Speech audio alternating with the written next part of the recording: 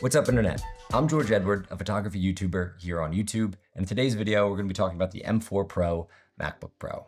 Before pulling the trigger on this laptop, I went down a number of YouTube rabbit holes to figure out what was the right spec and version of this laptop for me. And I swear to you, every single time I left more confused than when I entered it. So what I wanted to do was create a video that was helpful to the folks like myself that in some way, shape, or form just wanted to be told what was the right spec for them. Now, I haven't purchased a Mac since 2013. So when I started looking at videos, I was overwhelmed. I mean, the way that they tier their system, the amount of chips there are these days, it was really hard to figure out what I actually needed.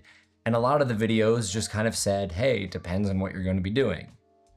So that didn't really help me a ton because, I don't know. I don't know what these computers are capable of. So eventually I just got to a point where I really think I figured out what I needed, and I went out and I bought one.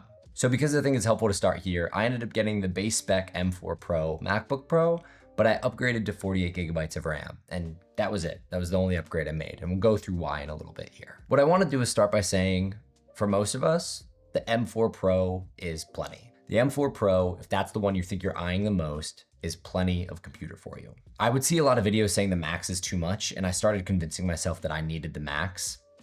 I did not need the Max and do not need the Max. The next piece that I really want to cover is to be smart with your upgrades. Apple tiers their system so well in order to make it so you as a purchaser are confused. Not because they're overly malicious, but because they want to sell more. They want to sell more of their higher levels. And they know that people are going to come in and start to add a little upgrade here and a little upgrade there. And before they know it, they're looking at a maxed out M4 Max that they really don't even need. So eventually I got to a point where I was looking at the beefiest M4 Max. Then I got to a point where I was looking at the MacBook Air. And then I just kind of rationalized, met in the middle, and landed on the M4 Pro. And the only thing I decided to upgrade after having my mind set on the nano texture display and a terabyte worth of data, the only thing I decided to upgrade was my RAM to 48 gigabytes. Knowing what I know about my PC, I just know that RAM is where I've gotten the most kind of longevity out of my computer by having loads of it. It just helped with all of your tasks. It made the computer feel snappier. It was just what I wanted to have. You might not need any of those upgrades. So you might just be looking at the base spec for $19.99, which I think for most people is, it's still pricey, but it's as good as you'll get from Apple, and it's a great deal for what you're gonna get. The next thing you have to ask yourself when you're making these purchasing decisions is, what am I gonna be doing on this laptop? Now, there's a bit of a faux pas on these reviews where the people making these videos, like myself, are editing video. We're on YouTube, we're giving you our perspective, which the most system intensive thing most of us are doing is editing video. So that's kind of why we talk about it. But you might not be touching video at all. And in that case, I'd say M4 Pro base spec is gonna be more than enough computer for you. You'll be fine. If your main reason for getting this is to have a travel computer to use for Lightroom and Photoshop, this thing is going to cut through all of that for years to come. Lightroom editing, I don't do anything too intense, but it's fine. For any of the generative like AI stuff within Photoshop, it's been more than fine. The system's great at handling all of it, and you could jump in, and when I'm making thumbnails, I'm using Photoshop very efficiently. So this thing for any photo work is going to be highly, highly capable. Now, if you're someone who's kind of starting their creative journey, maybe think you're going to start a YouTube channel, the M4 Pro is going to be a great entry point for you. It'll give you all of the photo prowess that you need today, but then it'll give you the future proofing that is the ability to edit video in 4K, because this thing can handle it no problem whatsoever.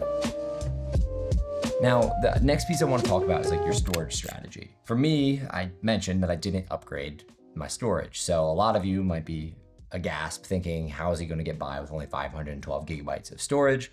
And the simple answer there is an external SSD. Now, I'm not the best or most organized when it comes to file storing. So for me, I saw this as an opportunity. Let me keep my laptop as light as possible so I don't have to pay for it, obviously. But then just buy an external SSD. So I ended up getting a 2 terabyte fast speed SSD that I could then use with a SSD casing. So that allows me to have a very secure file storage system that lives outside of the computer. So I'm not beholden to Apple or Apple support if anything happens. So that was the main draw for me. I saw it as a bit of an opportunity just to get more organized and house everything in one single location. And again, it saves me some money along the way. So I would recommend following a similar strategy, but for a lot of people, I think you'll want the terabyte. I get it. I was so close to doing it too. So no harm, no foul. Get what you think you want to get. If you want it all on one machine, you don't want to plug in, Completely understood. So I have to do it. I apologize if you don't care about it, but back to video editing. On my last video, I accidentally filmed the entire thing in 6K. I was messing with the settings at one point. I didn't pay attention to them. So when I filmed everything, it was all 6K footage, which meant I had massive file sizes to deal with, and I had a lot of resolution to deal with. My PC, I built back in 2020, and it's fairly capable, really couldn't handle the footage. So for those who are familiar, I created proxies so I could edit it with a little bit more ease at like a quarter resolution, and the system was still crashing. Now, I had already purchased this laptop, so by the time this laptop came, I switched everything over, started editing on this machine, and I started cutting through the timeline at full resolution with ease. So this was a 6K timeline that I was just cutting through, editing at like my normal pace, and I had no issue whatsoever, no buffering, no lag, and the fan hardly even kicked on. And since I had the RAM upgrade, I was using anywhere between 32 to 37 gigabytes of RAM out of my 48. So I still had so much left to go, which just provided me so much comfort that I made the right decision. The only time the fans ever kicked on is when I was watching a YouTube video and editing, because I was watching a tutorial while editing. It was the only time it like actually started kind of sweating a little bit. And that was it. And that was at 37 gigabytes of RAM. So much of a ceiling, barely tapped into it. And when I'm editing a 4K timeline, I'm like barely at 20 gigabytes of RAM used. So the base spec of this machine is more than capable for everything you're doing today. If you're like me who had no idea what these systems are capable of or have been capable of for the past few years, it just really was pretty jaw-dropping to see how efficient these machines actually are. That brings us to my final piece of advice or just topic here. Give Apple as little of your hard-earned money as possible.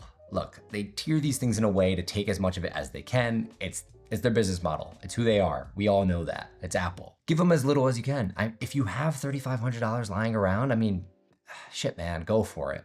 But I don't know too many people that do. So if you're like me and are looking to get a super efficient laptop at like a little bit of like a Goldilocks price point, just go for a base level M4 Pro and you will have everything that you need. You might know what you want. You might want nano texture. There's might be things like that for you that are non-negotiables, and so be it, to each their own. But my piece of advice is step into this thing with as little upfront investment as possible, because they are all more than capable. Spec smart, save some money, and use that money for everything else you want to do creatively. And it doesn't all need to go into the laptop. You could use that saved money to buy new hardware, new equipment, fund a new idea, whatever it is you want to go out and create. Let this thing continue to be a tool, because that's all these things are. As creators, we want to reduce friction in our workflows as much as possible. Like, I get that, but we don't need to remove it all. And it's okay if a DaVinci export takes, I don't know, 6, 8, 10 minutes to export. That's still really fast. That was a 6K timeline. The point is, you'll have the ability to do everything you need it to do. And then you could go focus on how you actually want to use these things, which is the important part. So look, I'll end that soapbox spiel there. As always, if you made it this far, I appreciate it more than you know. If you liked it, like it, subscribe if you wanna, and I'll see you in the next one. Peace.